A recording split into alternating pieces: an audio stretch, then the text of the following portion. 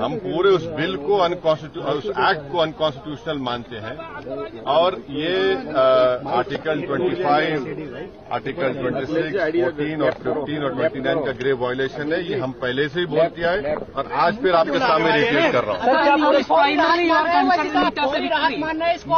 No. See, let us be very careful. The Honorable Supreme Court, as rightly pointed out by my counsel, Mr. Nizam Pasha, the Supreme Court has said that the Central Waqf Council and the State Waqf Boards will not be constituted. Waqf by user cannot be deleted. Now, there are other provisions also, which we as a party have come to the Honorable Supreme Court that calling it unconstitutional.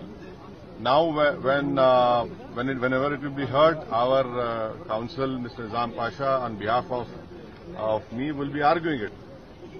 As you know very well, that during the deliberations of the Joint Working Committee, I have given a dissent report opposing all the amendments that were proposed by the government.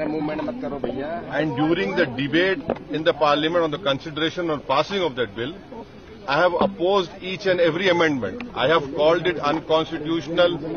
I still call this law as unconstitutional, as violating the fundamental rights of Article 14, 15, 25, 26 and 29.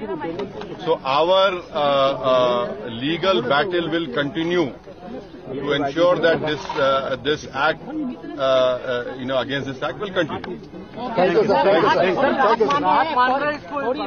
देखिए सवाल देखिए आपको पूरे उस कानून को समझने की जरूरत है। अब 5 साल का मुसलमान प्रैक्टिसिंग रहेगा,